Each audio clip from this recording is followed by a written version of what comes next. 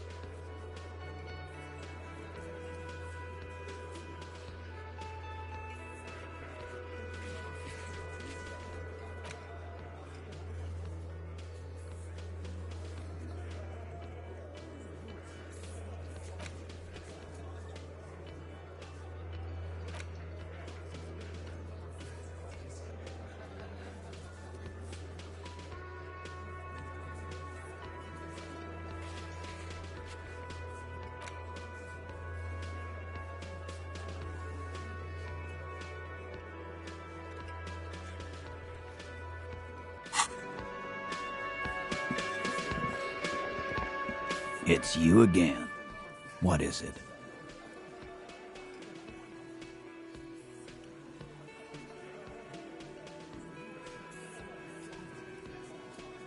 Smart boy. You go.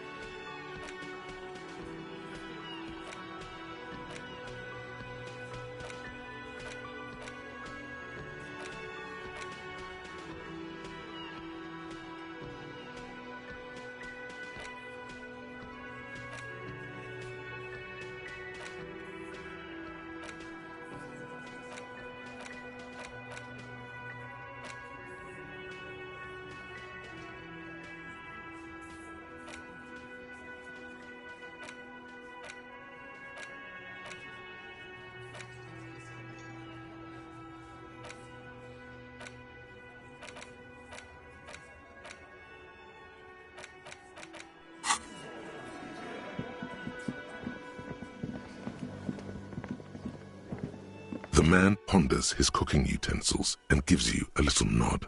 Speak Revacholian? We speak Suren.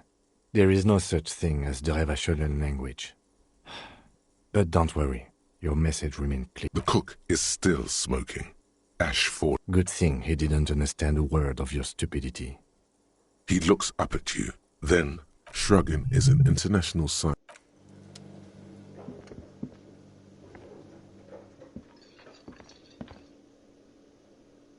You see, it could be connected to the bar. The door does. The Kolb. Oh, old coat. It leads to a side. The coal old coat. It leads to the door. The colbo old coat. It leads to the door. The colbo old coat. It leads to.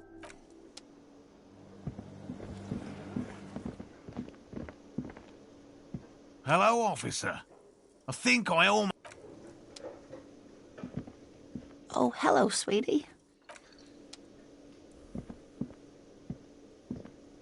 Again? I can't be... Yes? What is it?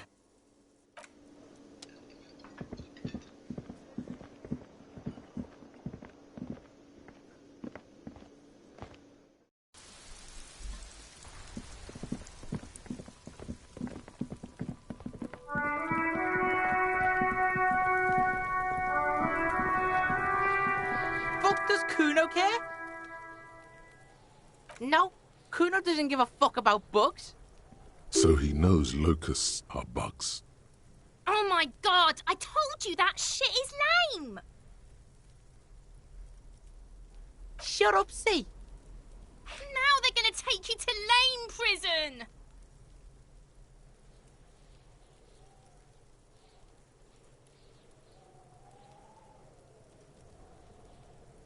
Deny everything, Kuno.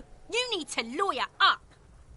Kuno's not gonna say anything without his lawyer present. There's definitely something going on here. Remember his pig's head shack? You should check it out. Kuno doesn't fucking care.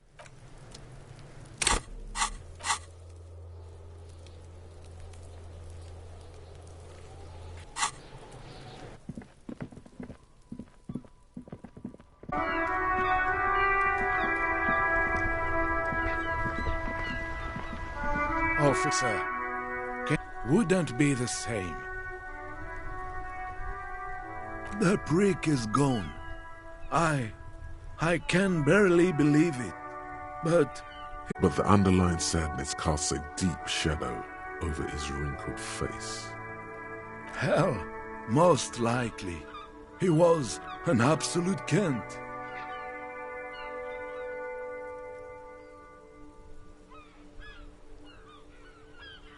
His hungry little heart finally gave out. The dock workers found him in the guard booth this morning. Wasn't even supposed to be working for another week, but he just had to prove how tough he is. Wait, did he push himself to prove he can pull his weight and doesn't need handouts? Guess he was about to head home, 'cause when the dock workers found him, he was wearing civilian clothes and not the Kuketu uniform I saw him in all the time. Sometimes I thought he was wearing it just to piss me off. Now the joke's on him, 'cause he's gonna be buried without it. No, René was the most stubborn man in Revachol. Nothing you or I could say would ever push him to do anything. The man was completely immovable. Do or die, there is no middle ground. That's what you told René. Perhaps he wasn't completely immovable after all. I repeat, an absolute Kent. Even his old army buddies didn't want him around. He was like an old viper. The only people who could stand to be around him were Jenny and me. She saw something in him when we were just kids, and she never lost sight of it. And I thought if the most beautiful being in the world can love him, then there must be something worth holding on to. We've hated each other our entire lives. So much, in fact, that... Yes, I loved that angry prick. He didn't deserve it, but I did. You know what his last words to me were? In Guillaume's time, you'd have been shot without trial. That's what he said to me. He lived a Kent, and he died a Kent. Let's leave it at that. Let me see. This was 60 years ago. We all went to that parade. Young René looked so happy, and Jenny... I'm sorry, officer. I just... Thank you. Thank you for this little memorabilia. That was nice. A small thing for us, but invaluable to him. He probably didn't even know René had the photo. Yes, we are both very sorry for your loss. It is what it is. Part of life, really. But to know someone for 79 years, then one day they're just gone. I just don't know anymore. About anything, really. But you must need something.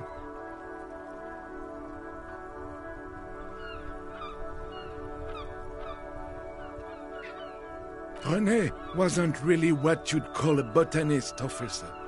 And believe me, he didn't like Insulindian lilies.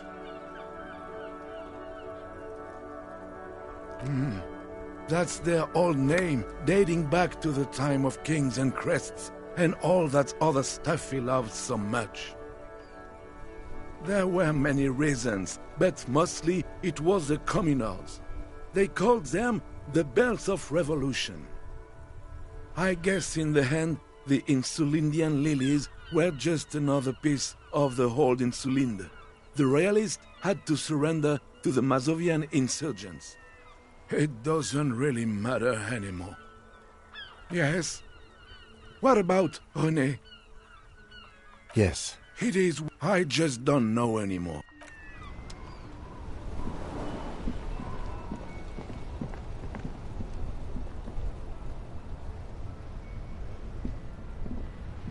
Inside, you see a set of steering levers, a radio microphone. This is Precinct 57. How may I assist you? Still no word, I'm afraid, sir. 57. In the cabin, you see a...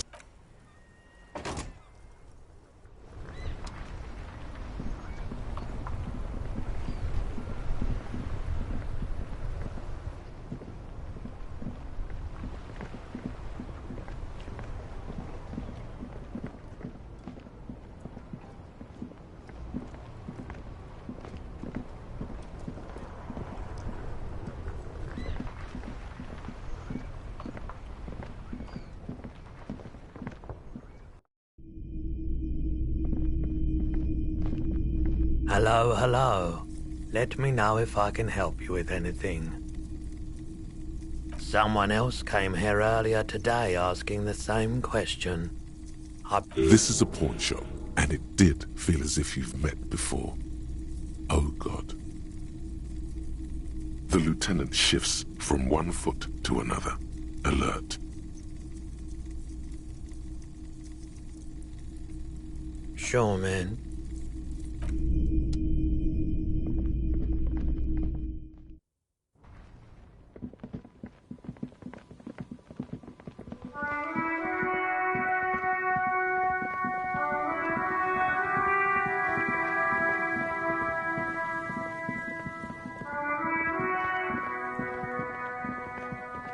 There's nothing else to do.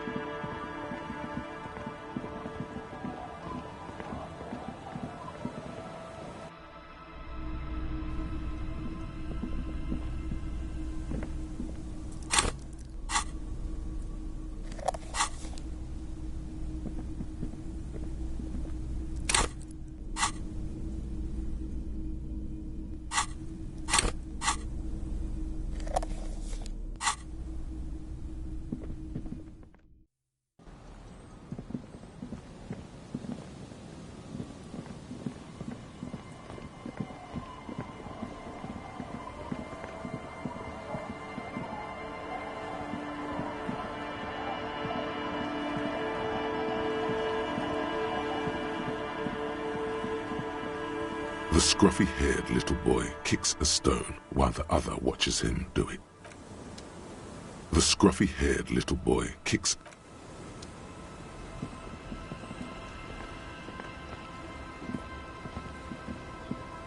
Our tenant, the policeman.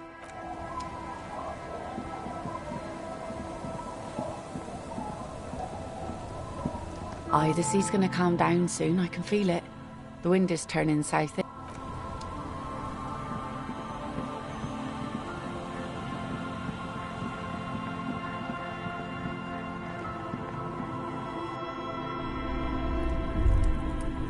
Is that the phasmid? It looks like the phasmid, leaning against the wall.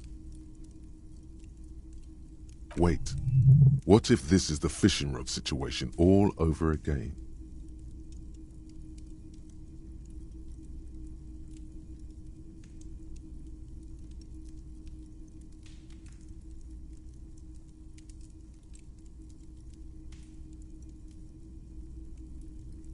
It's not the phasmid. It's not even organic. It's a fire iron. How disappointing.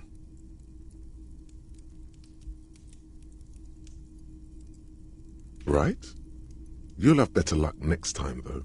The phasmid, finding it is your destiny.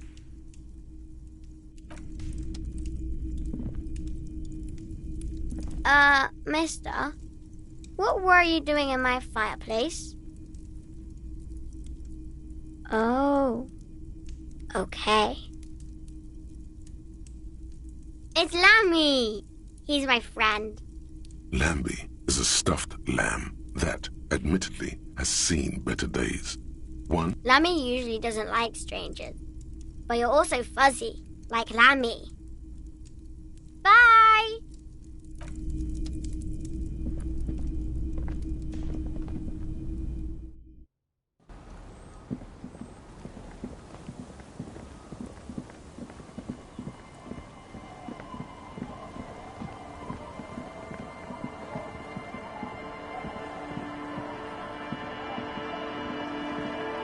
The legend! He's back. And firstly, I got smokes. Don't call. There's Tequila Sunset.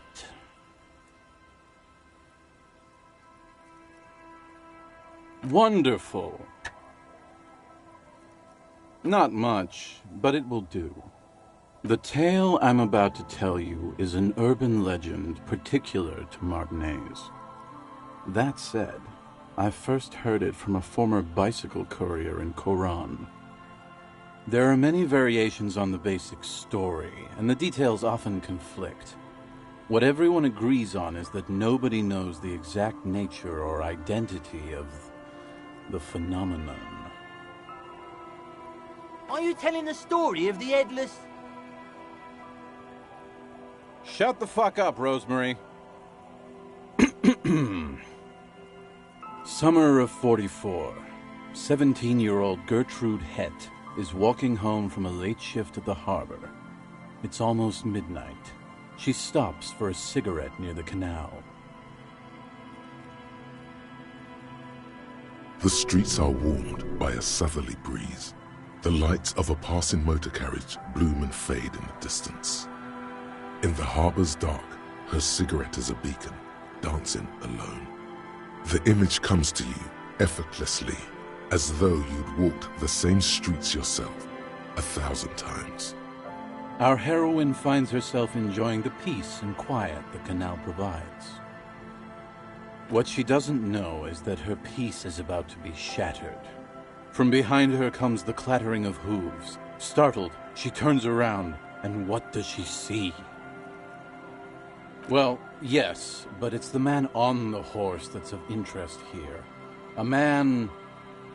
The pause is long and dramatic. With no head on his shoulders. Wearing a found tracksuit, searching for the legendary found cap that went missing when he lost his head.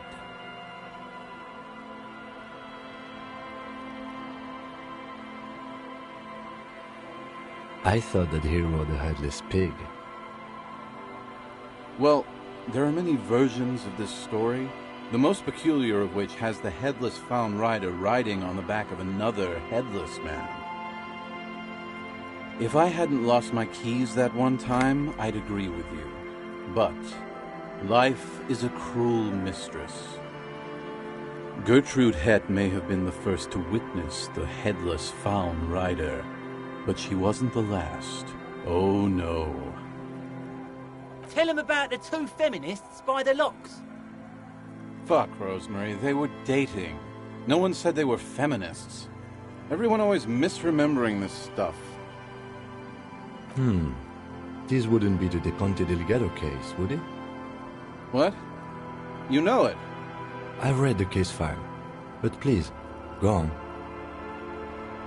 Right. Early autumn of 46. Ulla de Pont and Eva Delgado are fishing near the waterlock long after the sun has set. The wind picks up. A sky already dark now blackens. Water starts falling from above. The first cold rain of the season. Two women stand on a small outcropping of rocks. One of them is wearing a purple raincoat. Thin lines reach out from the rods into the sea. Small droplets start appearing on the surface with increasing frequency. The women are caught in the downpour. They act quickly. Eva gathers the rods whilst Ulla turns around to reach for the tackle box. When she sees something, her shriek is so violent that the residents of the nearby apartment building believe lightning has struck. But there is no lightning. Only a heavy downpour and the silhouette of the headless Faun rider looming on the horizon. Ulla makes a run for the shore, but Eva slips on a wet rock and disappears into the cold, cold canal with nary a sound. Her body is never recovered.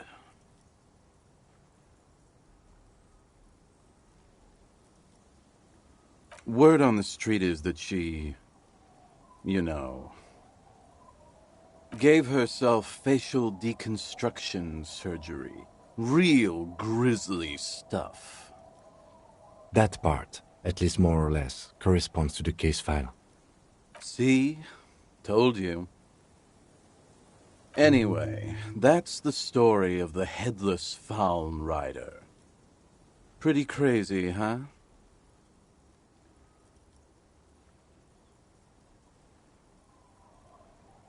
Well, Tequila, that's part of the legend. No one knows for sure. Some say he was an undercover cop who blew his cover and got beheaded by the vicious gang he had infiltrated. Now he rides, searching for his lost Faun cap, plotting revenge. O headless brother, where art thou? Others claim he was a professional jockey who veered off course during a steeplechase, ended up in somebody's backyard, and got decapitated by an exceptionally taut clothesline. Personally, I think he was just some guy who hanged himself from a really tall tree, and the fall was so violent that his head came clean off. Coincidentally, at that exact moment, a horse happened to pass under him, and his beheaded corpse mounted it, where it remains to this day. But then, no one really knows. For some reason, this does strike you as the most plausible theory of them all.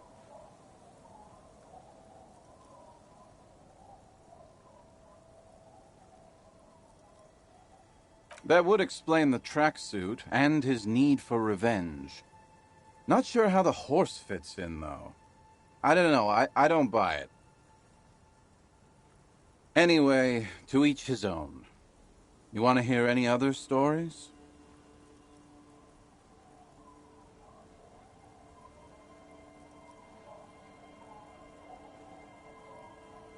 Yeah?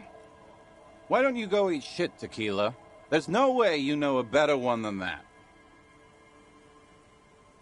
Do you always try to pick the lamest option possible? Come on, Tequila! Hard to argue with that, I suppose. That's the reality situation for you. You think you got a handle on it, then blam! It throws some wild shit at you. That's why it's critical to stay well hydrated. No one knows. Some say he stalks Martinez to this day, and can be seen near the canal when the clock strikes midnight. Ooh. He won't, though, because it's just a stupid legend. Aye. I saw him one night when I was right shit-faced.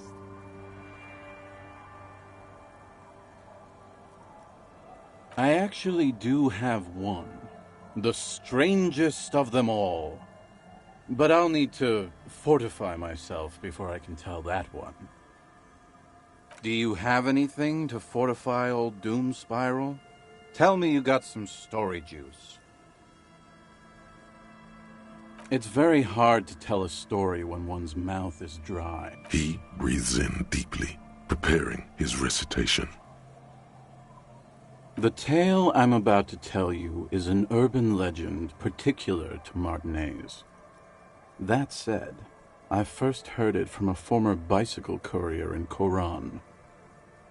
There are many variations on the basic story, and the details often conflict. What everyone agrees on is that nobody knows the exact nature or identity of the phenomenon. Are you telling the story of the headless... Shut the fuck up, Rosemary. The streets are warmed by in the harbor's dark. Our heroine finds herself enjoying the peace and quiet the canal provides. What she doesn't know is that her peace is about to be a headless man, wearing a found tracksuit, rumored to be searching for his legendary found cap that went missing when he lost his head. Yes. According to legend, young Gertrude Het had to endure years of psychotherapy before she was able to look at a horse or tracksuit again. And she's one of the lucky ones. Gertrude Het may have been the first to witness the headless found rider, but Tell him about the tooth... Fuck, Rosemary. What? I read the... Right. The wind... Two women stand. The women are caught when she... But there is no... Ula makes a... Her body is never recovered. Naturally, Ula de Ponte became the prime suspect in the disappearance of Eva Delgado. De Ponte maintained that it was the so-called headless found rider and that she ran, fearing for her life. During the investigation, it became apparent that there was a love triangle, the third party being some small-time businessman. I don't remember the exact details. The leading theory was that an argument broke out on the jetty and De Ponte pushed Delgado into the canal, then cooked up this stupid cover story. No, she committed suicide before she could be taken into custody. They found her in the bathroom with a rifle, her face slowly peeling off the ceiling. Not a pretty scene. Man, that's some grisly detail. Oh well, here's to another case closed. Anyway, that's the story of the headless found rider. No one knows. He won't, though. Aye. I saw him one night when I was right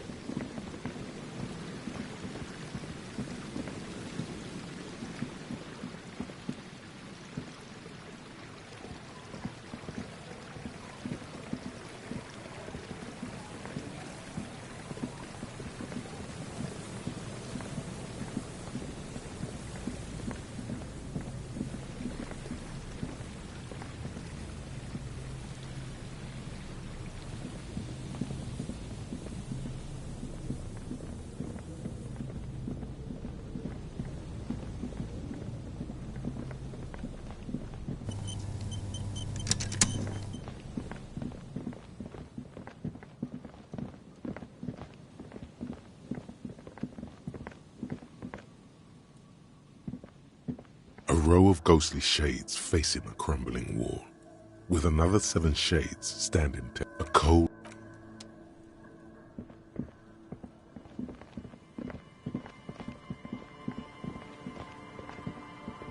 As you approach, the man turns and greets you with a polite wave. Ah, super. It's the officer. I was not expecting to run into you again, but things have a funny way of turning out, no? What brings you down to the scenic Martinez coast?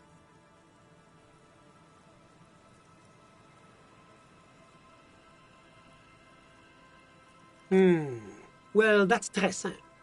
I was visiting the fishing village just north of here. They have applied for a series of microloans to revitalize the old market, and well, I wish to see the situation firsthand. And then, well, I had some extra time on my hands, so I decided to stroll down here. It's quite peaceful, isn't it?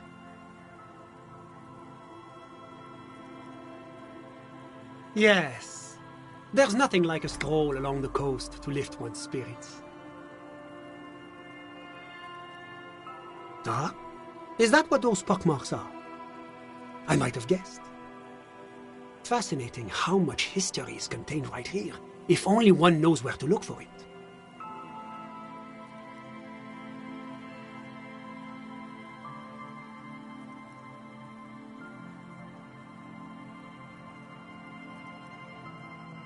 Ah bon? I'm all ears, officer. And then, well, I had some extra time on my hands, so... Really? Here? How can you be sure?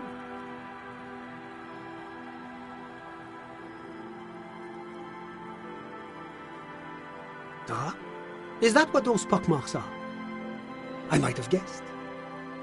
Fascinating how much history is contained right here, if only one knows where to look for it. Are you just going to let him get away with these generalities and euphemisms?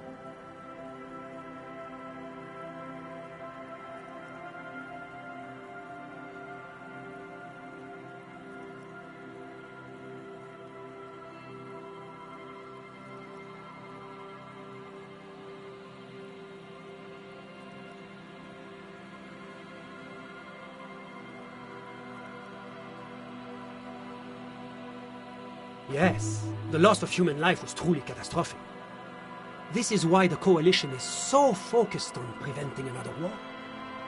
Our peacekeeping mission is a testament to this. Thankfully, the region is becoming more and more stable. I'm confident that atrocities like this belong in the past. The future is... tranquilo bilou. Tranquilo, below? Let's not get into this. You can't argue with someone who uses words like tranquilo, below. Ah bon? I'm all ears, officer. My friend, if it's la responsabilité you're after, I have good news for you. There's no need to form such a committee, because it already exists. Good. Of course it does. These moral intern types. The Comité de Responsabilité de Revachol. It acts as a sort of clearinghouse for coalition activities. To put it simply, they are the ultimate arbiters of la responsabilité in this part of the world. Yes, this is just the sort of reasonable authority you're looking for.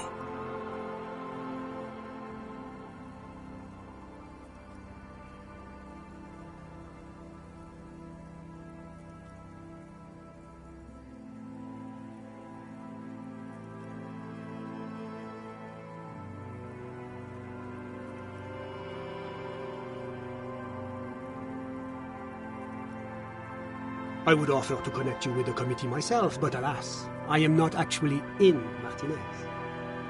What? Where is he then? He's speaking figuratively. He means he's not in Martinez in his official capacity.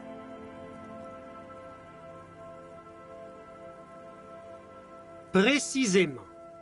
Officially, I am still in La Delta, preparing for an upcoming conference on fuel oil derivatives. That's why it would be extremely irregular, or potentially even inappropriate for me to intercede with the committee concerning a district I'm not officially in. Well, under ordinary circumstances, the committee contacts you. In other words, the committee only knows what it wants to know. But if you have information of a vital interest, they might be willing to entertain an exception. In which case, I would advise you to contact them via Coalition Warship Archer. You see, in addition to being an airborne artillery platform, Coalition Warship Archer is also the linchpin of the Coalition's surveillance and communications infrastructure in Revachol.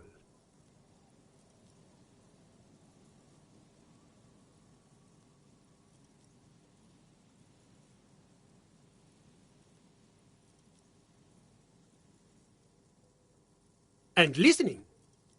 It has the most objective vantage point in the entire city. Not to mention a vast array of radio, photographic, and meteorological monitoring instruments.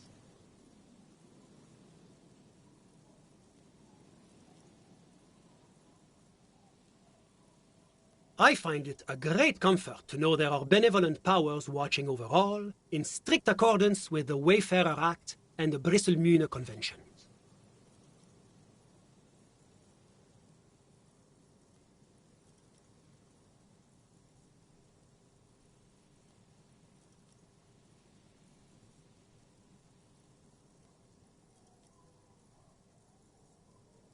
The Bristol-Mühne Conventions are a series of international agreements governing the treatment of military personnel and civilians in theaters of war, as well as occupied territories. In practice, they are more talked about than observed.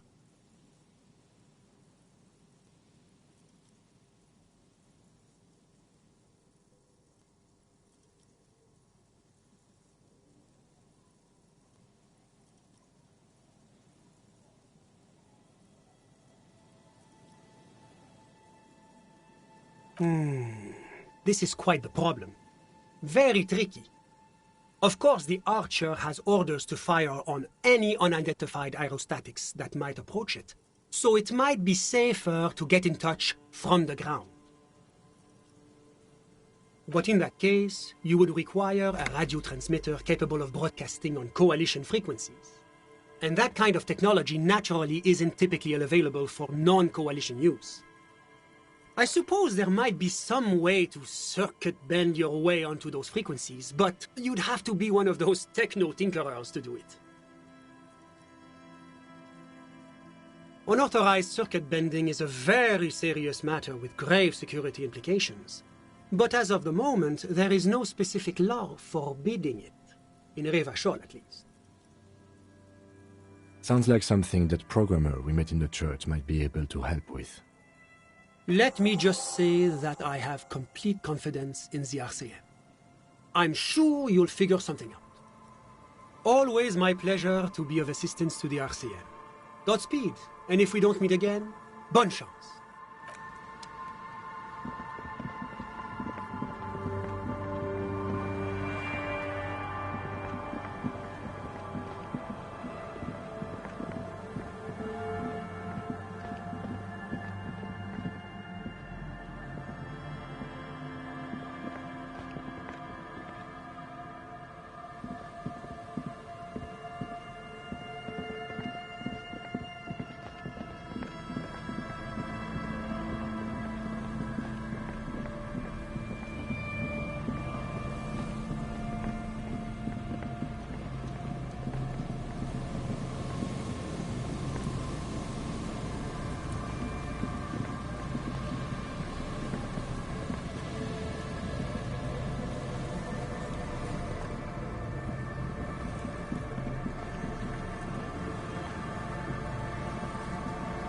There's nothing else to do with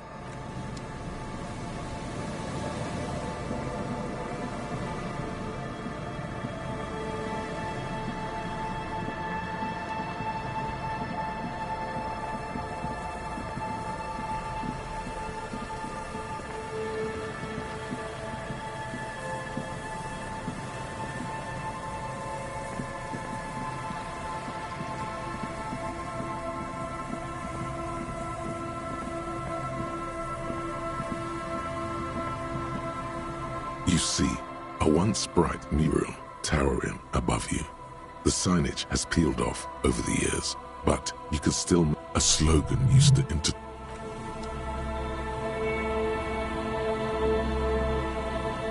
Hello again. I do have some money, yes, but that's not what's really important here. He's not gonna give you money. What are you doing? Clearly you were just profiling. No, I mean, come on. You need the money. If it's not a thing, he can give you some.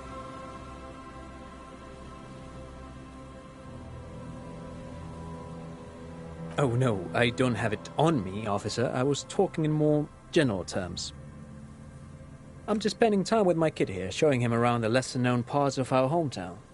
It wouldn't be wise to carry huge amounts of cash on such expeditions.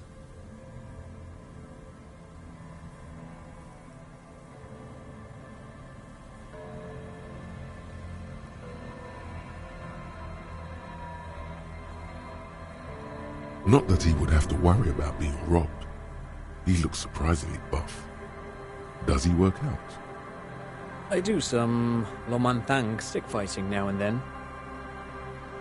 Lo Mantang stick fighting is a form of martial arts originating from the island of Lo Mantang. It uses slender wooden sticks for confronting the opponent.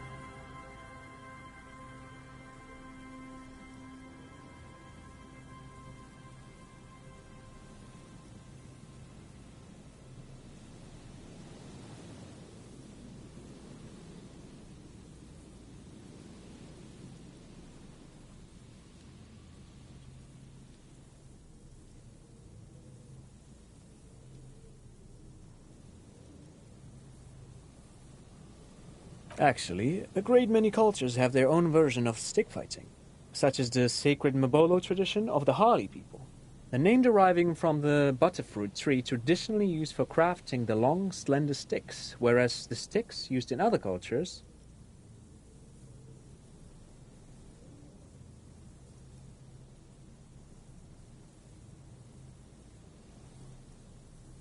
You doze off as he paints you a comprehensive picture of the history of stick fighting among mankind, seasoning it with unexpected pop culture references. Man, he's good at speaking. People must love him. But anyway, I'm boring you with details again. You were saying?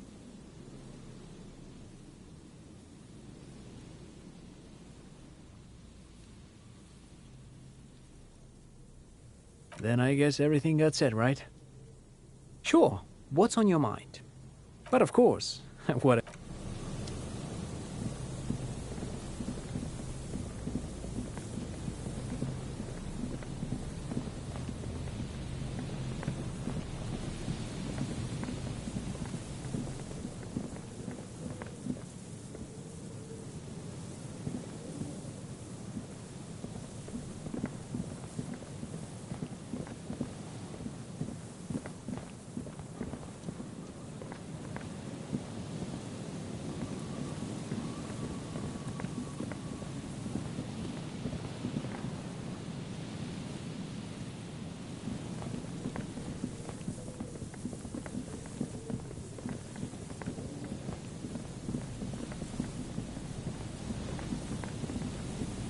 A metal payphone under a yellow plastic dome.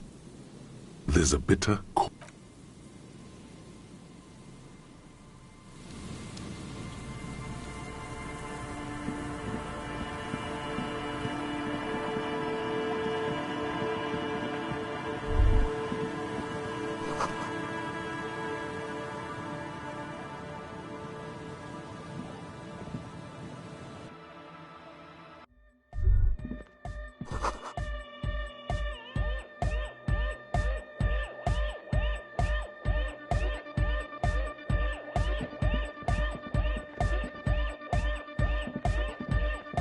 Oh, hey, man. It's good to see you. Goodbye.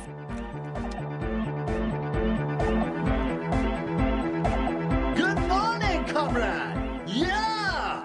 Hot.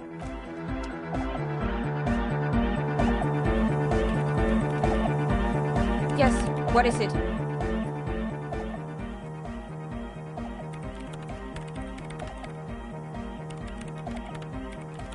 You're asking me to circuit bend onto coalition radio frequencies.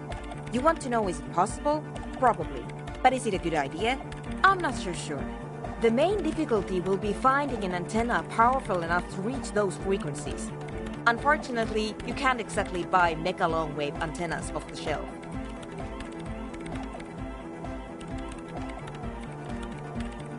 She's not joking. Even the RCM has to receive special approval from the Coalition to access that kind of equipment. I highly doubt it.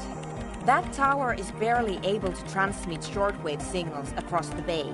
To generate megalow frequencies, we're going to need a much larger antenna. She has an idea, though. You can see the tiny signal lights firing inside her brain. I don't see any alternative. We're just going to have to build the antenna ourselves.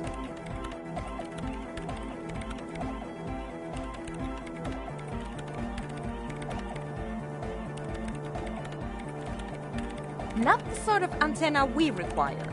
The Coalition has a near monopoly on megalow frequency radio equipment. We need metal, a lot of it. The taller the structure, the better. Something that is both prominent and easily accessible. If it's near a power source, even better.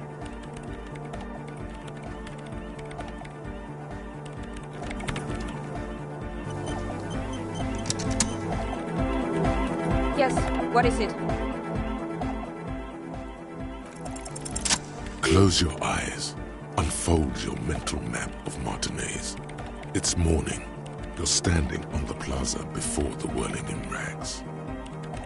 The wind pushes a piece of tear across the cracked tiles. From the north comes the malicious laughter of two children. Your eye follows the tiles west.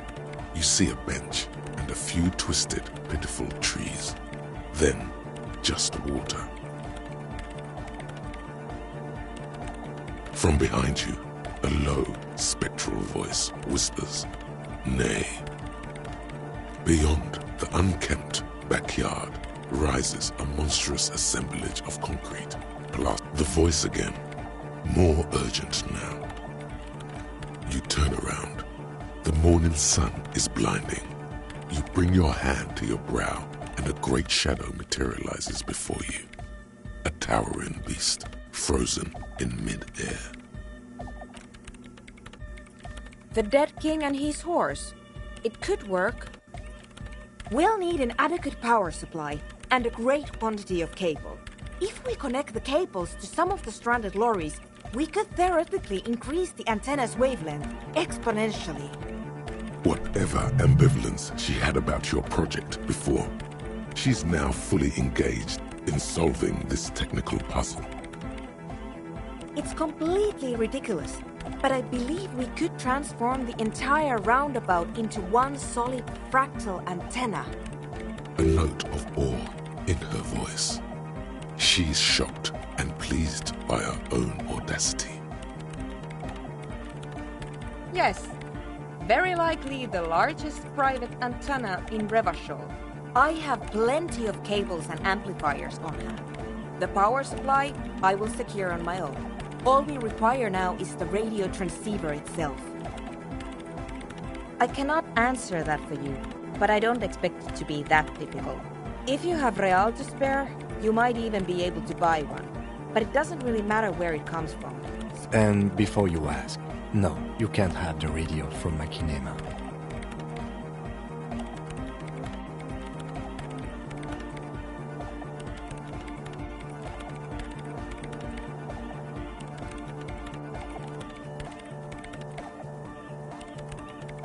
That sounds like a perfectly adequate radio. Certainly, though it requires a fair amount of technical finesse to remove them. Frankly, absolutely not. My reign prefect is my livelihood. If something were to go wrong, it would be a disaster. Possibly. It's worth a look at the list. In the meantime, I will gather the rest of the materials. Yo, man, what's on your mind?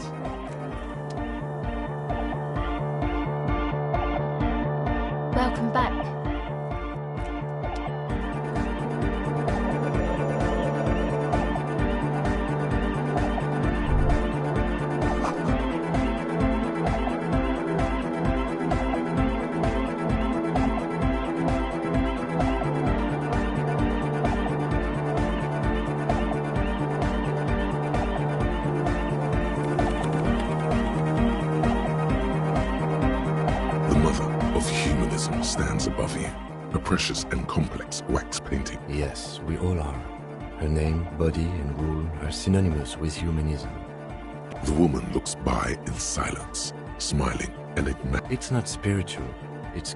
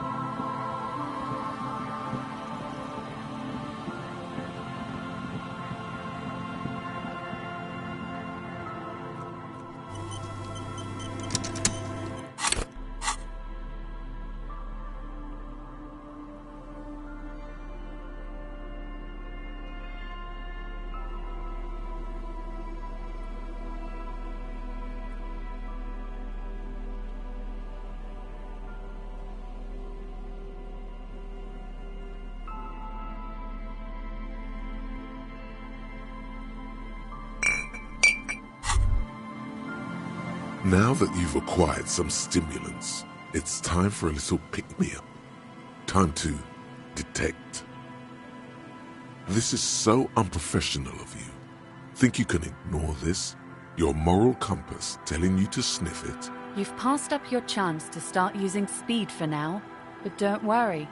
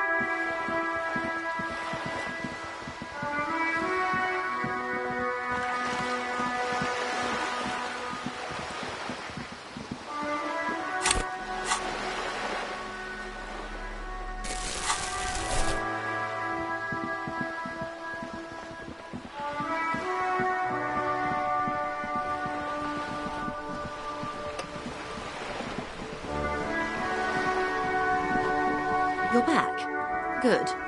What can I help you with?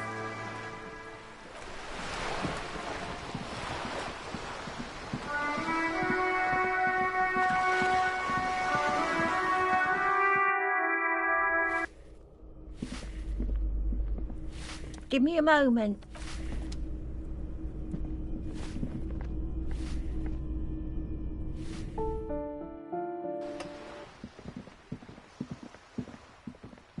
Hello again, officers. Have you come to admire my mural? What do I care about some fucking tin eggshells?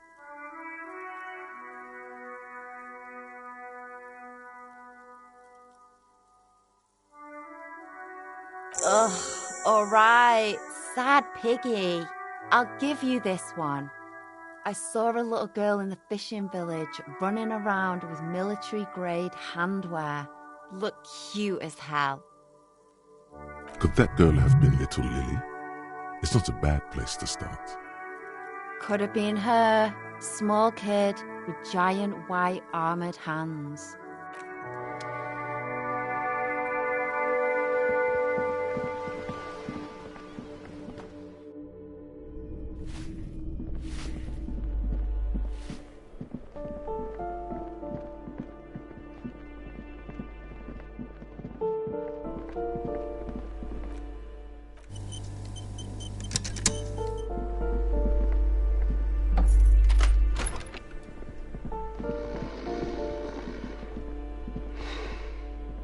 aging alcoholic is still there, breathing.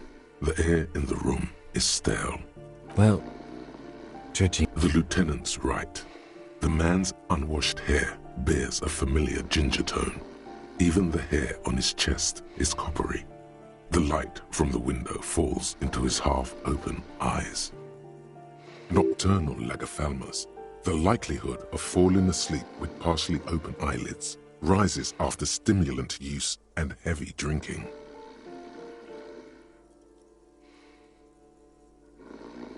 I think he's still quite bad. I mean, what he has come to. This man won't be feeding his family anytime soon. A pair of half-open bug eyes is staring back at you from the dark, empty, and frozen. It's clear that the person... Look, he's trying to communicate. I'm afraid it is. Look, it moves. And look, the other foot is camouflaged by a striped sock bearing the name Maxtor on the sole. Maxtor is a gas company. He's wearing free socks from a gas company. They probably came with the bills. A groan rises from the man's throat, dry like a death rattle. He's trying to say something in his sleep.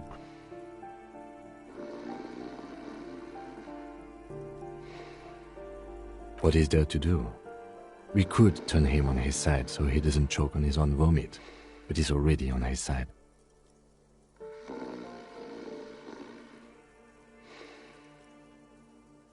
We could take him to Remedy or Saint-Baptiste, but he doesn't have money for medical services.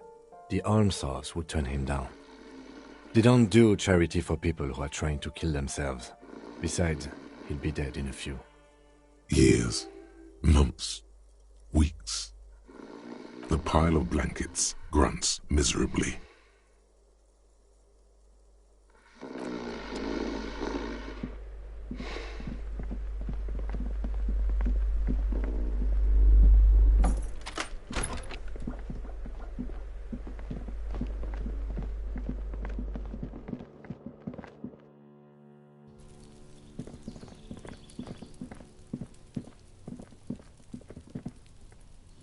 This door is made of metal and appears to no one. Let's go.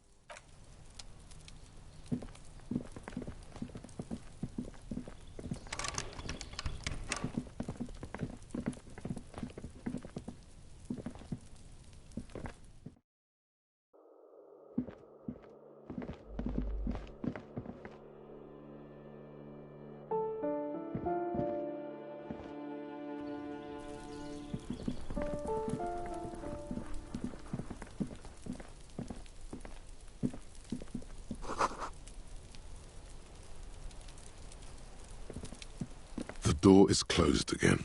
Nothing to do here anymore. You hear someone inside, walking from room to room. Whoever lives here must be back home.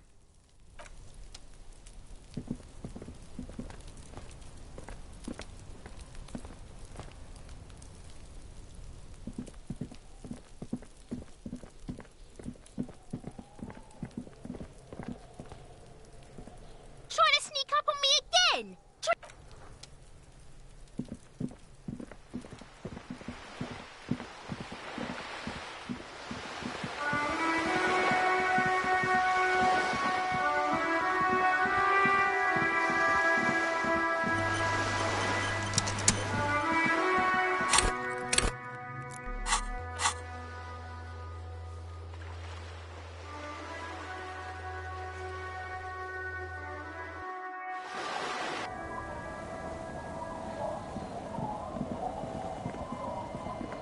The scruffy-haired little boy.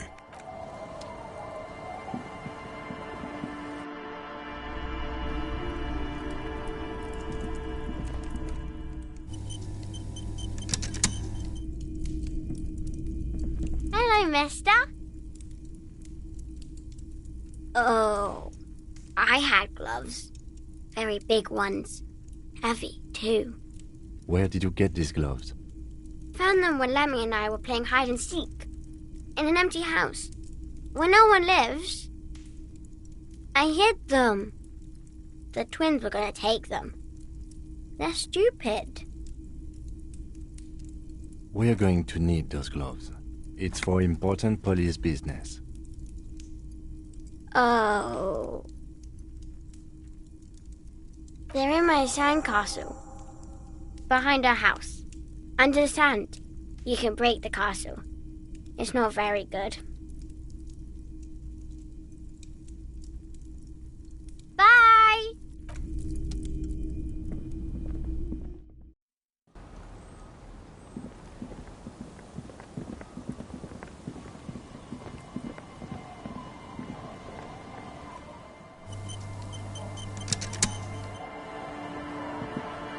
Weather has not been kind to Lily's little sandcastle.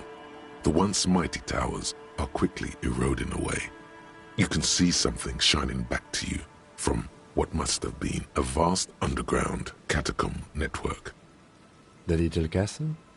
The reigning lord must have come upon some really tough times to let it sleep in such decrepitude.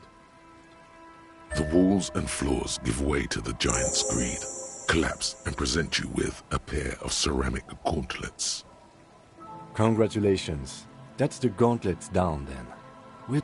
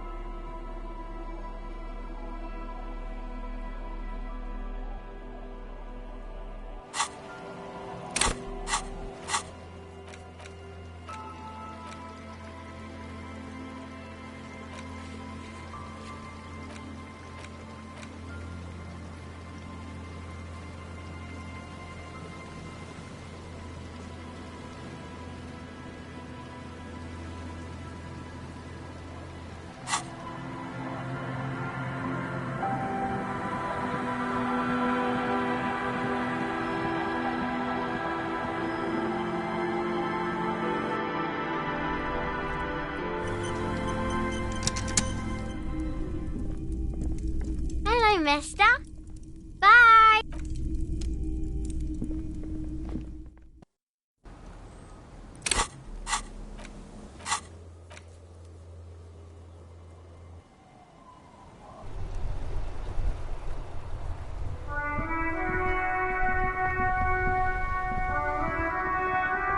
Inside, you see a set of steering levers, a radio mic. This is Precinct 57. Still no word, I'm afraid, sir. Just a... 10-4, come in, officer. Over. Roger that, 10...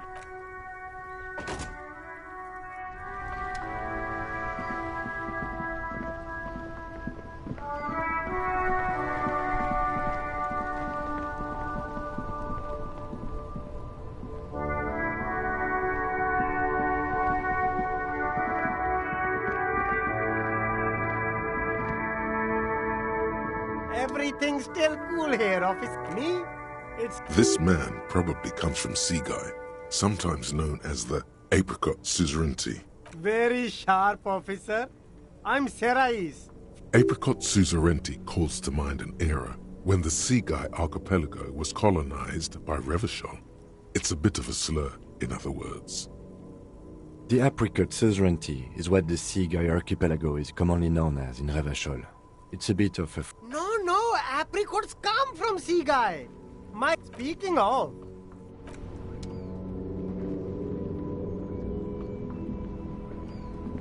The speakers below are banged up and worthless. The sneakers triumph over them. They're the star of the show here.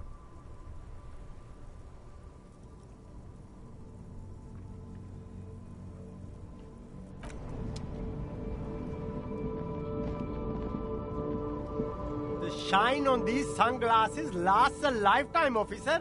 100% guaranteed.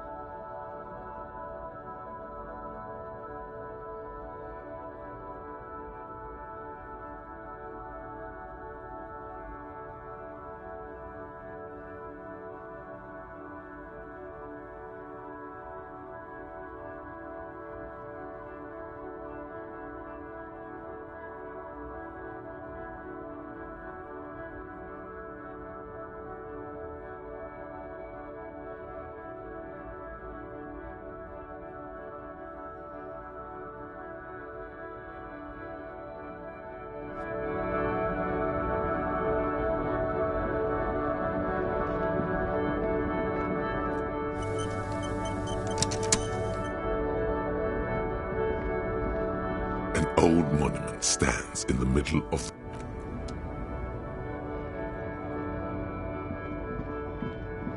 this found A to Z, the smell of cigarette. There's something odd about the passenger seat. The seating fabric has been pulled tight over the lower side of the seat where the toolbox should be. It takes a few moments, but eventually the transceiver slides from its greased socket mount with an eminently satisfying, nearly the same sound produced by the action on a good breech loader. You can't fail to notice. As you take the transceiver in your hands, the lieutenant bites his lower lip. Funny, isn't it? Oh, I didn't mean that. It's just ironic that you are using the lady driver's radio to contact the very authorities you are so keen to evade. Where the radio used to be, there's just a rectangular shadow now. It's about the size of a small box of pasta, but much heavier. Now that you're looking at it more closely, you realize the various dials and meters make it look vaguely like a face. A distinctive triangular logo forms the nose. That's the mark of Estaz Electronica, one of the major manufacturers of advanced radio equipment. You've surprised me more than once during the course of our investigation, but I have to say it still seems like a remote scenario. The movie stars are still smiling from the walls, but there's a rectangular shadow where the radio used to be, and something strange about the passenger seat. The pull-out toolbox lies hidden under the driver's seat. Some tools have been left scattered near the pedals. A metallic drawer, like it's an issue of Peripherik. It looks like an article ripped out from a radio enthusiast magazine. Complex mathematical equations explain the basics of something called the Ulan frequency. The Ulan frequency system? I've never heard of that before. I know of FM, AM, UKV, but... The pull-out toolbox slides back and close the...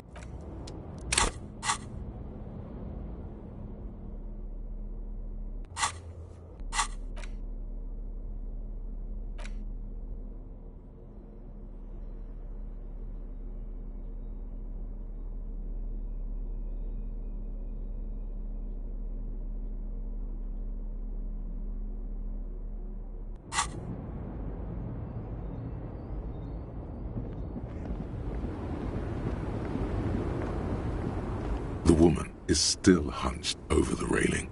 Huh? What is...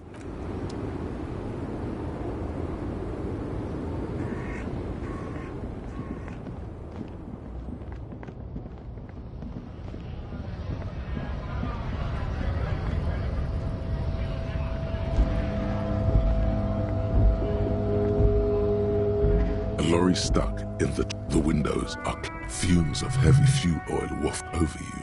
The back a book with ragged racist nationalist paraph.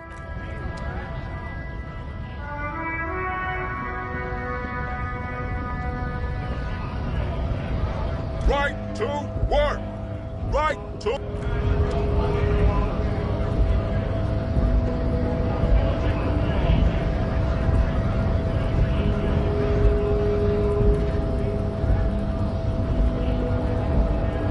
Yes?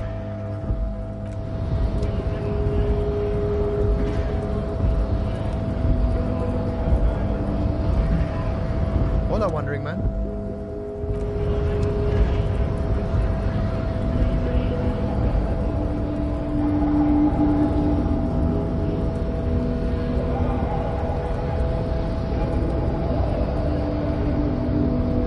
The unpromising race pupil returns.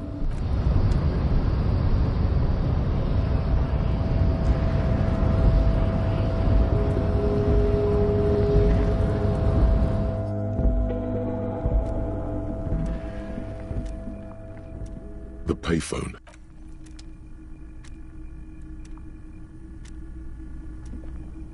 A common office radio, like any of those found in countless waiting rooms, lounge. There's usually a little switch somewhere. Ah yes, it's the one that says release. The lock disengages with a nice click. You may now safely remove There's nothing obviously remarkable about it. It's about the size of a common pasta box, with knobs of molded plastic. What if this transceiver were a person? It would be an accountant at a large logistics firm.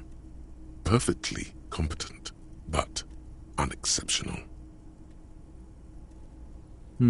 I don't think the people who typically... The transceiver appears with its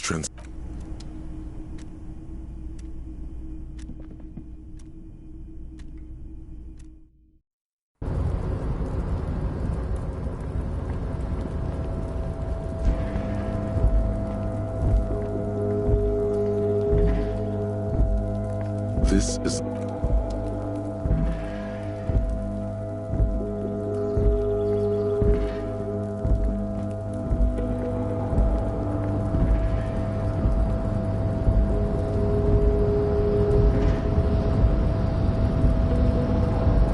A rusting control panel, no screech of metal. Crane does not return.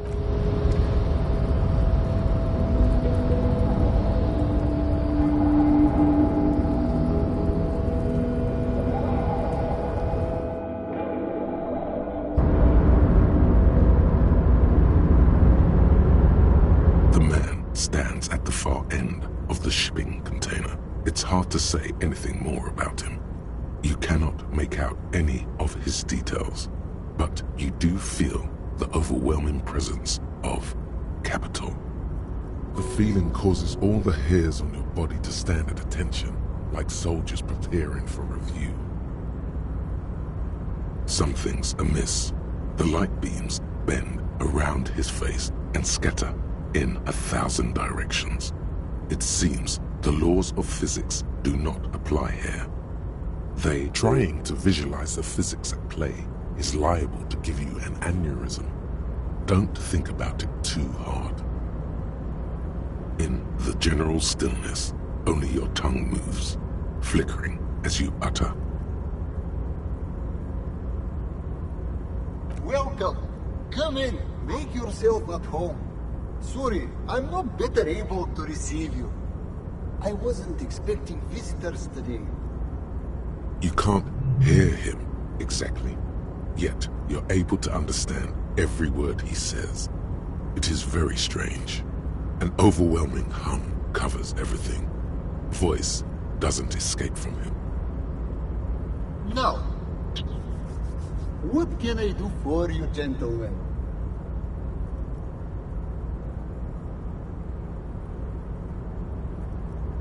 Who am I? Oh, I haven't been asked that question for such a long time. I don't meet a lot of people outside my circle these days. Anyhow, my name is Rustam Theodore, investor, license holder, and extremely high net worth individual. And you are? Mr. Theodore, I am Lieutenant Kim Kitsuragi of the RCM, and this is my partner. Pleasure to meet you, Harrier Dubois.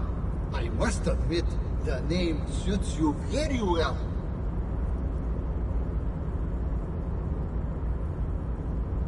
Oh Lord, not this again.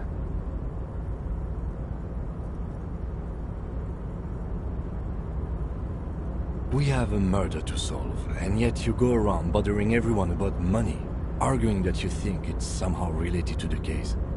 And yet, it never seems to get us any closer to solving the case. It's quite alright.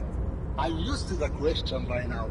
To be blunt, I inherited my fortune from my grandmother, who herself was an extremely high net worth individual back in Graz. All I did was take her fortune and invest it prudently. Believe it or not, it takes more than a bit of skill not to blow a vast fortune on sailing boats, bad choices, and unsupervised state policy.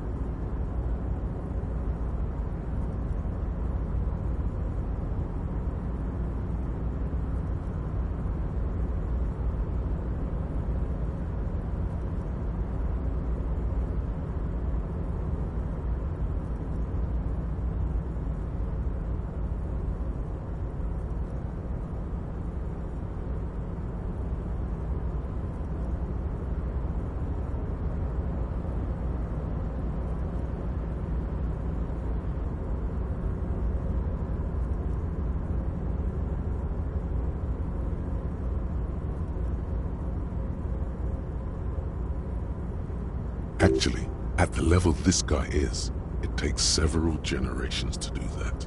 But, alright. I gotta tell you, at first, being rich is a lot of work. You've got to work hard because everything's so darn expensive. You know, prices increase exponentially at this income level.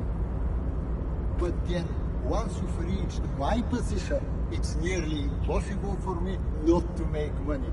My assets are so diversified that I'm bound to come out ahead no matter what.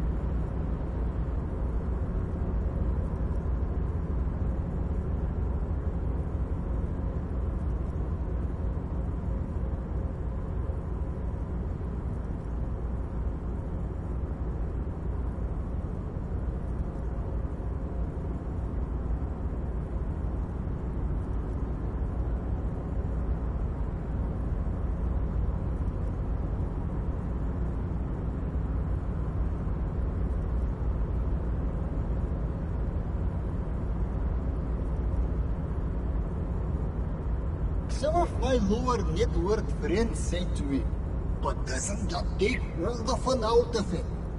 And I tell them, not really.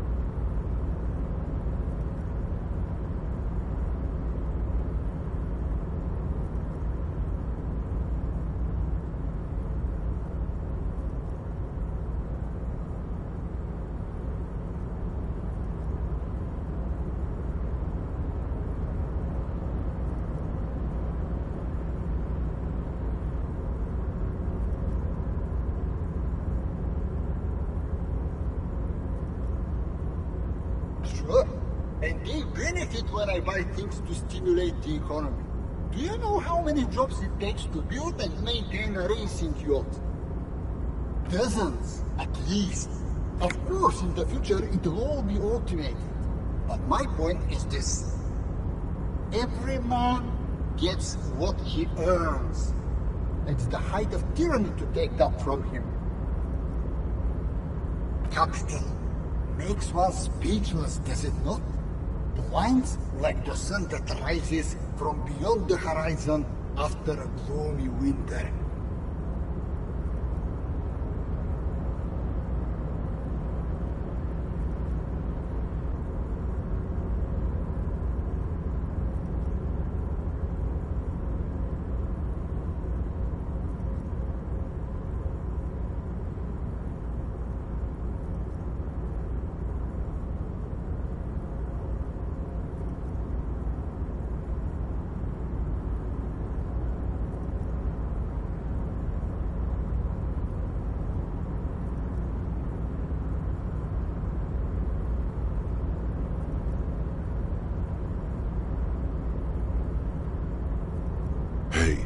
Hey, all this talk about money has made you lose the thread.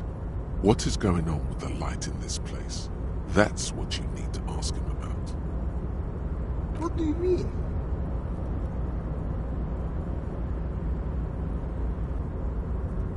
Are you talking about my chin? Oh, that's what you mean. Yes, I've heard of this effect, though I've never witnessed it myself, of course. It has something to do with our Weiss-Wiesemann coefficient. The Weiss-Wiesemann coefficient is a ratio designed to reflect the difference in net worth between individuals. When the coefficient is close to 1, or 100%, it means one person possesses all the net worth.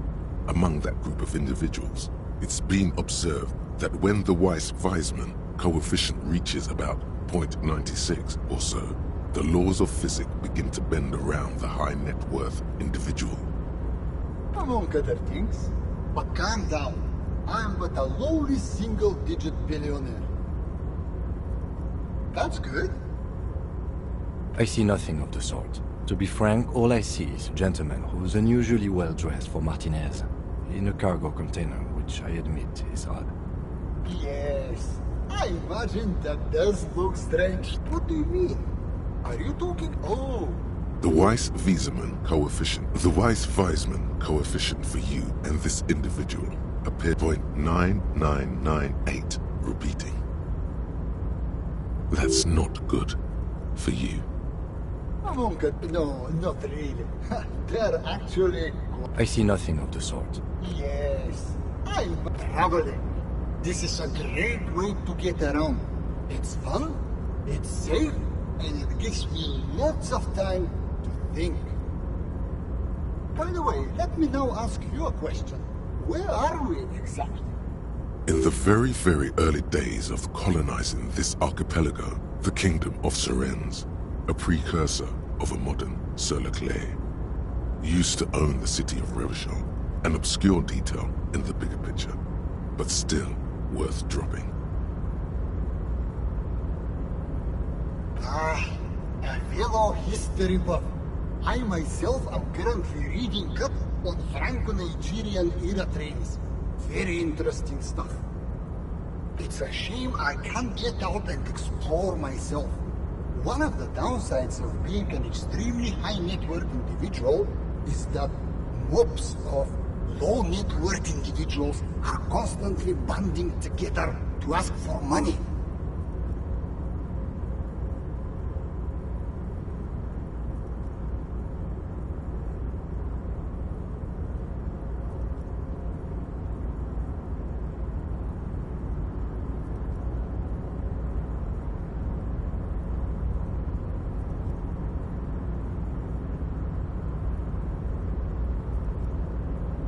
There simply aren't enough hours a day to hand out all the handouts.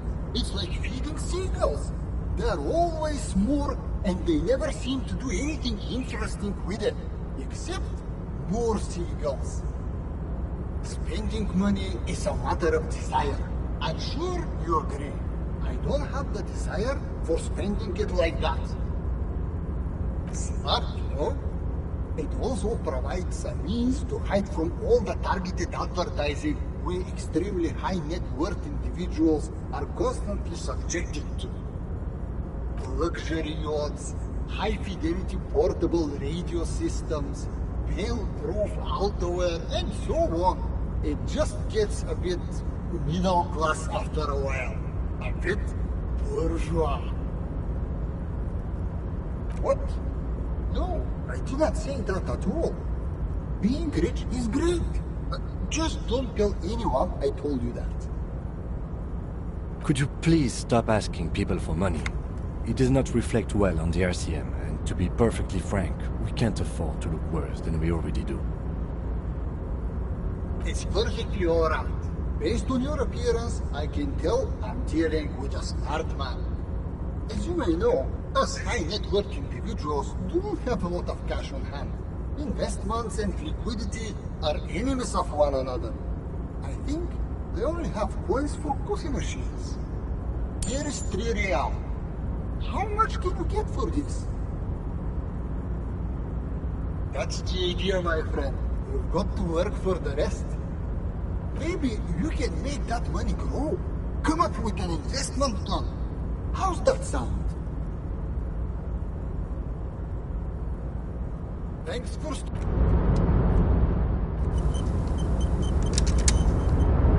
Welcome back, gentlemen. What can I... If business planning were really your strong suit, you probably... He should what? A volunteer police force. And why would I do that? I'm already on the board of 2 major arms manufacturers. Still, tell me. The latest technological take care of the people who...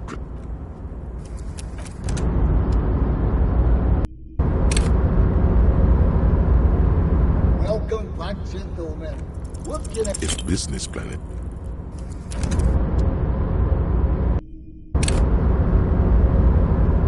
Welcome back, gentlemen. What... If business planning...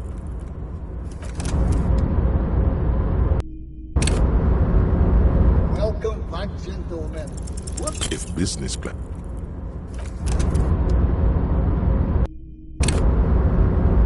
Welcome back, gentlemen. What... If business plan...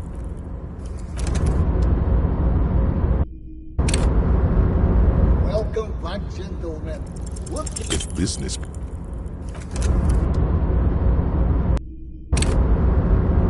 Welcome back, gentlemen. What... Deploying high-concept buzzword generator. All systems functional. Ready to engage in 3, 2, 1. It's time to disrupt the future. You've got to stay lean, innovative, and focus on what matters most. A youth center, huh? What kind of youth center? Come on, tell him what he wants to hear.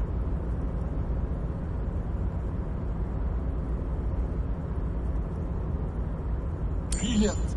Without children, who'll be there to buy stuff in the future?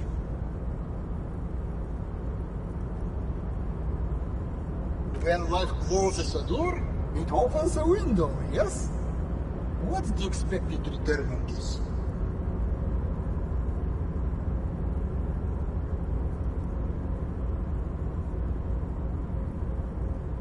You're deep into ultra-liberal territory now. Good work. Very impressive. You've got a natural eye for unusual investment opportunities. I don't normally do this without a formal pitch deck, but to hell with it. What's the point of being rich if you have to follow all the rules?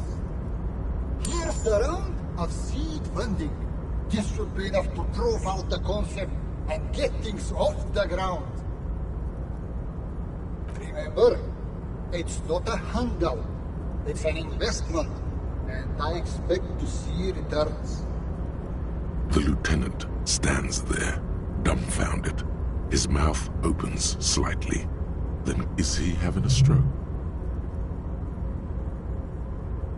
Yes, I'm all right. Can we get going now? Now, was there anything else I could help you gentlemen with? The pleasure was mine. Unfortunately, I must be away soon.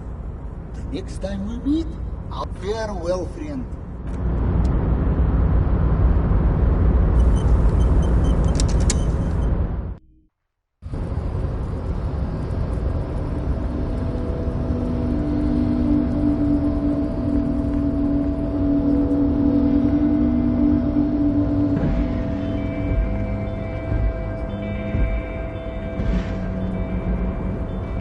Oh, hey, mister.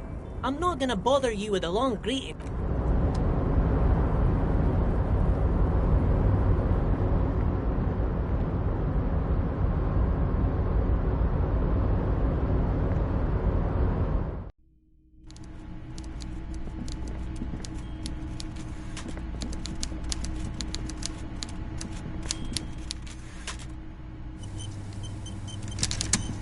Mr. Dubois, every worker, member of the board.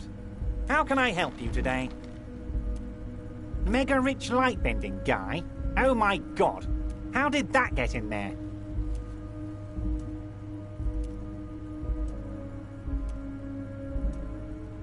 Damn it to hell, Harry! I specifically told my guys to check all the containers for mega rich light-bending guys.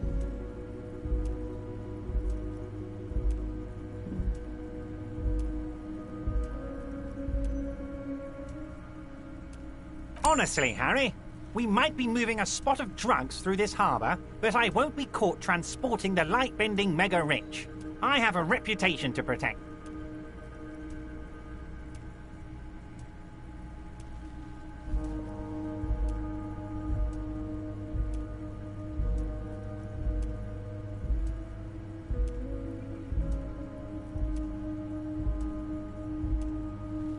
No, they're not. They're vermin, and one just found a way inside my container.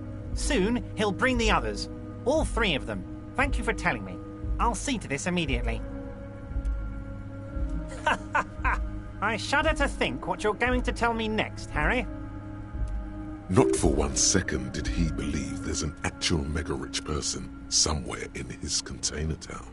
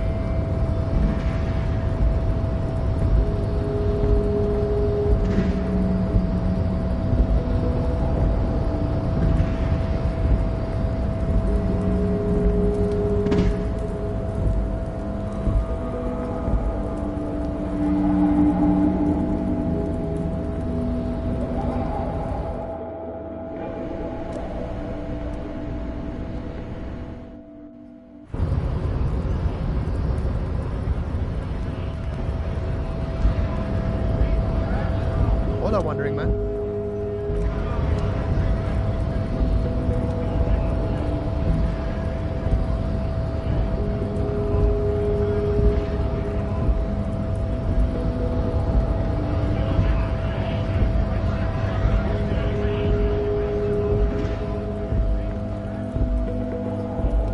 Looking for something?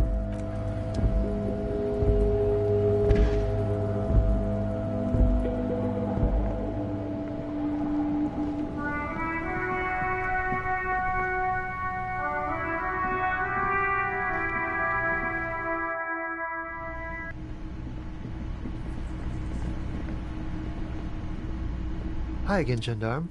Bye-bye, gendarme.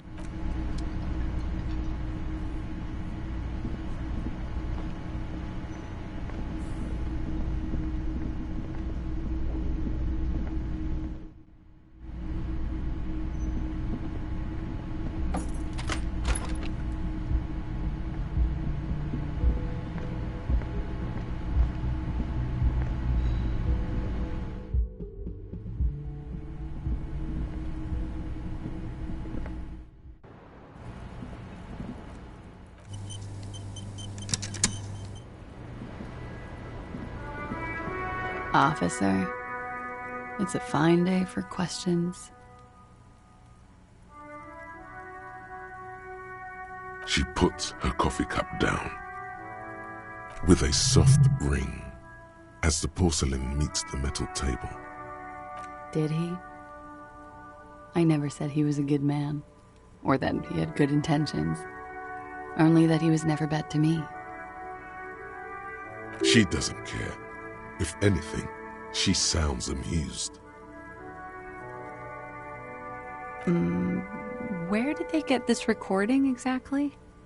It's intercepted radio chatter of the deceased, recorded via de-encryption station. It's authentic enough. Does he say he's gonna do it Soldier of the Apocalypse style?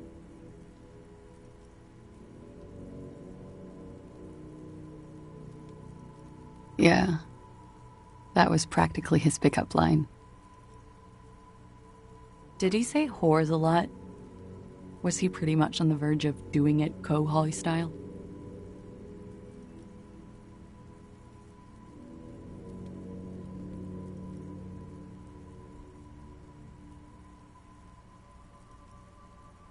He wasn't actually there. He didn't do a tour, or at least didn't tell me he did. Would have been overkill anyway. He lived his own little Cohoy. It wasn't his everything. Yes, was he bragging? Oh no, I'm pretty sure he did all those things, then integrated them into his idea of normalcy, to keep on living, until they just sort of turn into his, running joke. I was gonna say running joke. And it sounds like you didn't even get the good bits. Lely's punchlines got way, way funkier than that. It was like the Seminese conflict, the Khohoi massacre, and the 36 famine in Yezud all rolled into one person, then cast in Orani's ceramic armor, which he wore in bed and in the shower.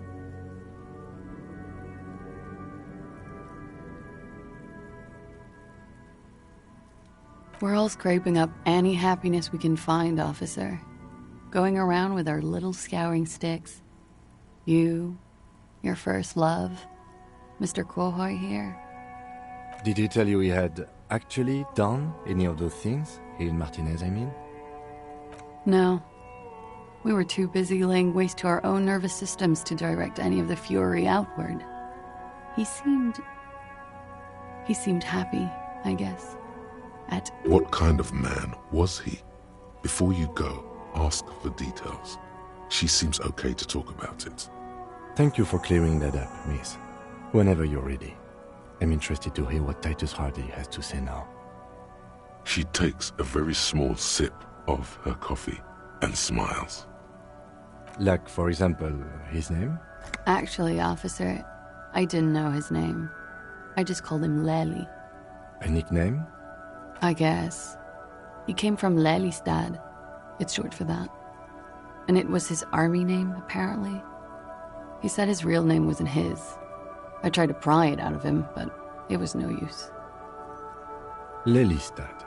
That's a good start. We have a few questions you can help us with.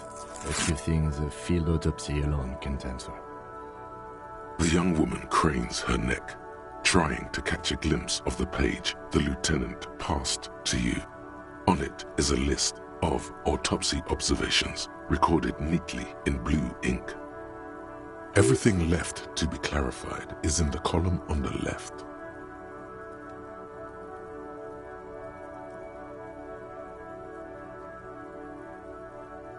In Oranje, officer.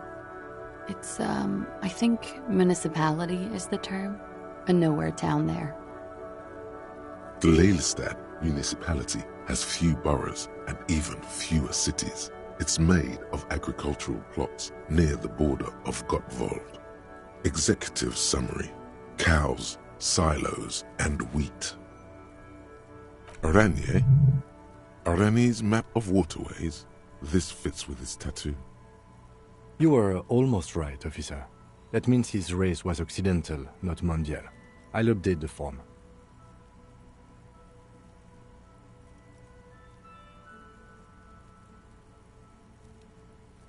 Yes. We were compatriots. Did that bring you together? No. He was too old for that. And from another part of Oranjenrek. I didn't even understand his accent. What brought us together wasn't Oranje. It was bad habits. No love for Muta Oranje?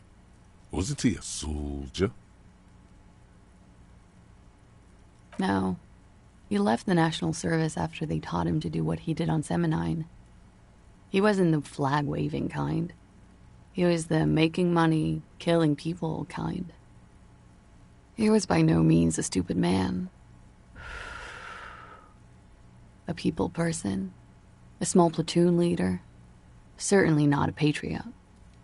A flash of rage comes over you. The words have already left your mouth.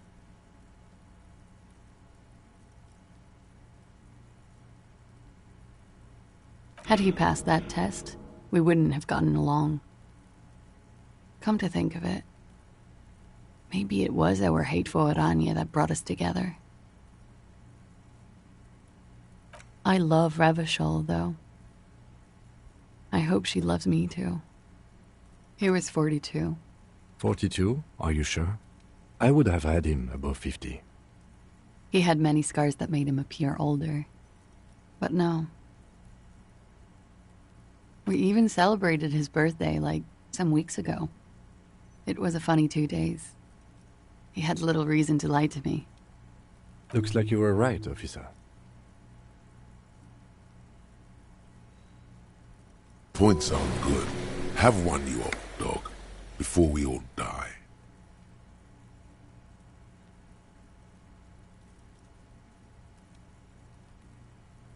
It isn't. Police work is a cooperative sport. This is clearly sports for him.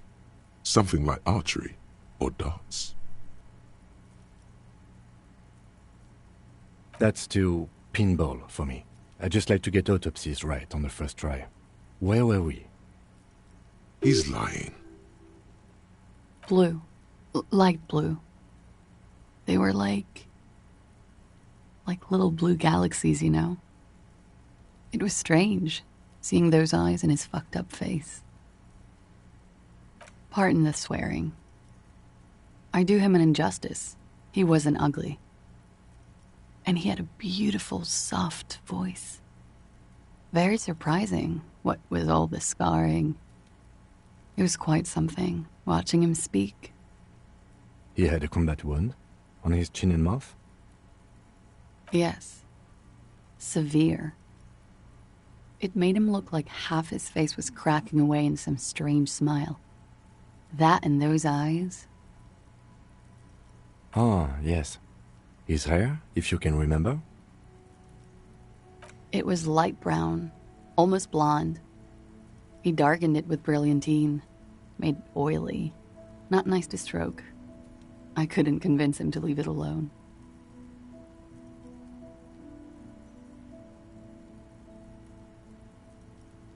No.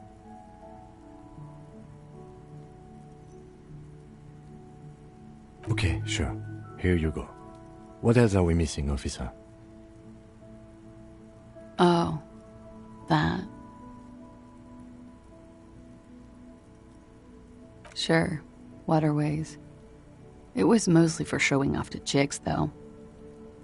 How? Imagine him lying in bed. Freakish musculature laid out on the sheets. Scarred, of course. Tattooed. The sheets are dirty for some reason. Is this Orani's lit? Yes. This is the very essence of Orani's lit. A moment's respite. Dark and hopeless as the struggle itself. He's smoking and drinking, of course. And his chest and shoulders and arms are studded with stars. Tens, hundreds of them. Maybe even thousands. And the woman goes like, "What was this, baby?"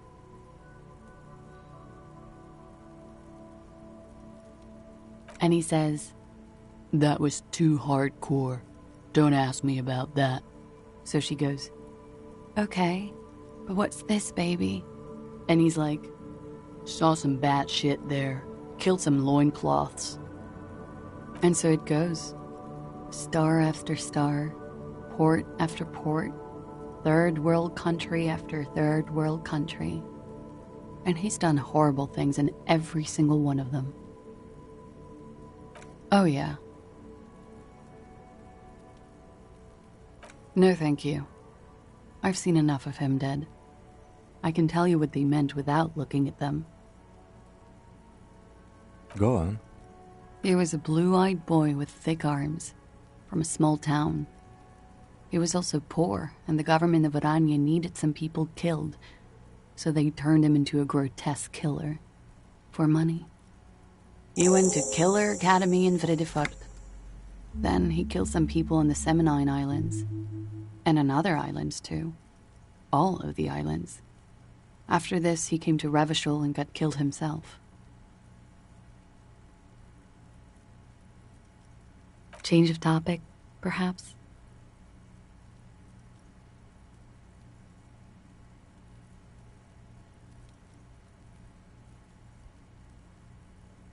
Is the Union communist? They're a couple of shades pinker than that, no? Social Democrats? They're not hardcore in that way, is what I'm trying to say. What are we talking about anyway? This politics shit is a lot in the morning. I think she's just tired. She doesn't know what you meant by that. And can you blame her? A real rainbow splattering of pharmaceuticals, I bet. Barbiturates, amphetamine, sildenafil. How much does the toxicology report cost the police of Revachol? I can do it for half of that. Save you some money, make some myself. It's quite expensive, miss. But we'll manage without your help for now. All right.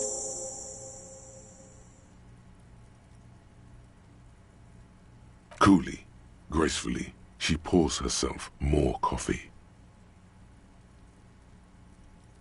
She looks at the dried petals in your palm. Chipped white polish covers the nail. It's pretty. Looks like a dried maybell. Is that the one you caught? Why was there a flower on the roof? Wait, stop. That man, bloated beyond all recognition, was 42? Below the damage, the weeks of decomposition, all the swollen indignity of mortality. How old are you? That's where this is going. 45,000 liters of raw alcohol has left its disfigurements. What lies beneath, you wonder? You could ask either one of them. Huh. How old do I think you are? She's buying time to formulate the best answer. I don't know. 80? 100? 1-year-old? I don't know what I'm supposed to say. How old is the sorriest age? You're not. Sure he is. You know, age is just a number. Yes, but for him that number is much larger than 35. Wait. This requires scientific measurements. To the laboratorium.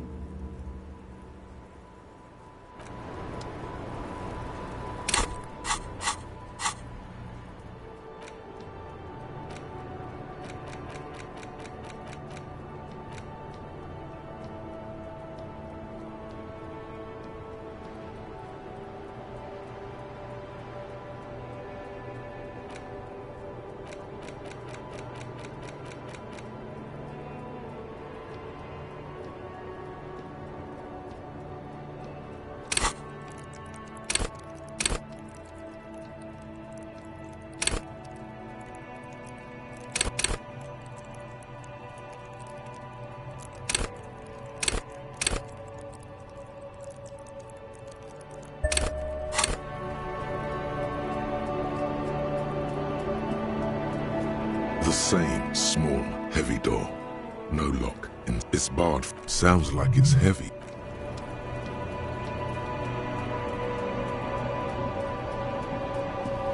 Officer, it's a fine day for questions.